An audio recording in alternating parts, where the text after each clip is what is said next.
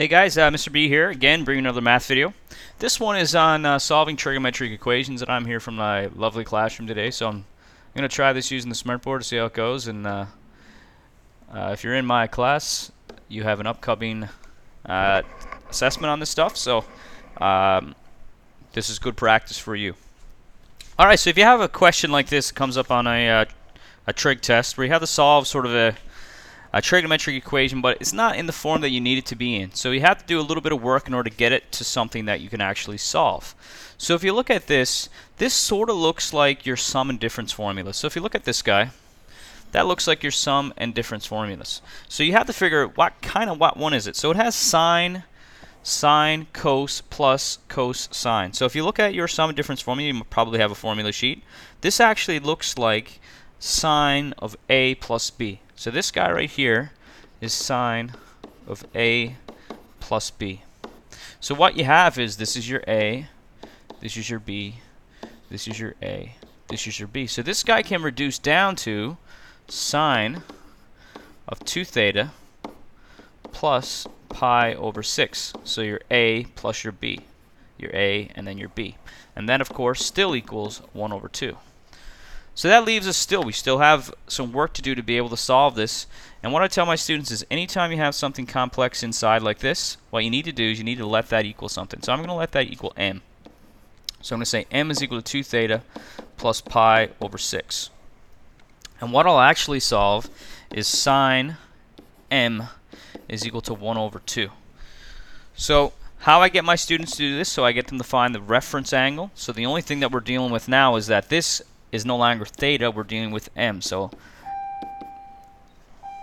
there's the bell going off. So I have sine negative 1 of 1 over 2. And we can just chug that in our calculator. Of course, most of you guys probably have that memorized. And that's 30 degrees. So we're working with radians here. Okay. So we're working with radians. So I tell my students that if you want to work with degrees the whole way through and put your answer in radians, you can. But I'm going to work this one through in radians. So my 30 degrees is actually pi over 6. So the next step is I need to figure out what other solutions I have for m. So if I look at this guy, sine is positive. So that means I'm in, if you remember the CAS rule, so if you remember the CAS rule, I'll write it out here. So the CAS rule says C-A-S-T. So sine is positive in the first two quadrants, where all is positive and then sine is positive. So my actual values for m, well, in the first quadrant, m is equal to mr. So maybe I'll write those out here. So really what we have is theta is equal to theta r. Theta is equal to pi minus theta r. Looks like a q, obviously. Theta. And theta is equal to pi plus theta r, and then this one is theta is equal to 2 pi minus theta r. So that's useful to know. You probably know it already. So we have m is equal to mr. So in this case, my value for m is just equal to pi over 6. And this guy over here, m is equal to pi subtract mr. So that will be pi subtract pi over 6. So that's going to be, so that will be, we change this to 6 pi over 6. So that will be 5 pi over 6 when you just subtract the numerators. If you're not sure, calculator. Alright, so that's your two values for m's. Those aren't solutions. We're looking for theta. So what we need to do is we need to go back to this formula right here. And we need to find the actual values of theta. So I'll let my m equal pi over 6 and then 5 pi over 6. So I have pi over 6 is equal to 2 theta plus pi over 6. And I'm going to solve this for theta. So this one's actually pretty easy. Subtract pi over 6, subtract pi over 6. So I get 0 is equal to 2 theta, or theta is equal to 0. So there's my first possible solution.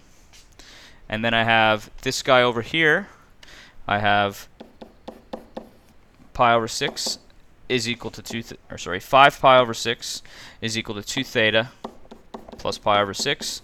So subtract pi over 6, subtract pi over 6. So that becomes 4 pi over 6 is equal to 2 theta. Divide both sides by 2.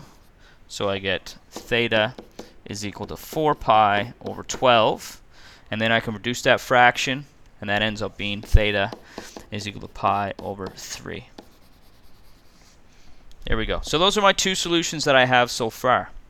Now the only thing I have to be careful with, and what makes this a pretty tricky question, is that I have a restriction on my domain. So let me just pop up to the beginning for 1 second.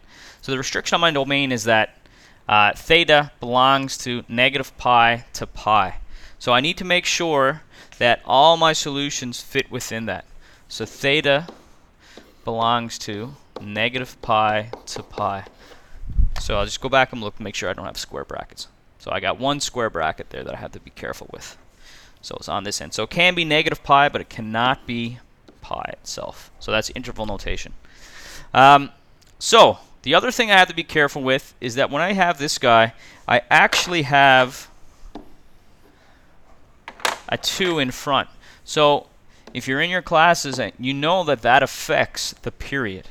So that's your B value. Your B value. So that's what I call it anyway. Some people might call it your horizontal stretch to be 1/2. So that means your period is equal to 2 pi, which is the normal period for sine, divided by that B value. So it's pi. So it has a shorter period, so your solutions repeat more often. So what we need to do now is we need to add or subtract pi from these solutions to see if there are any more within that domain. So if I add my first one here, so let me just call this additional solutions.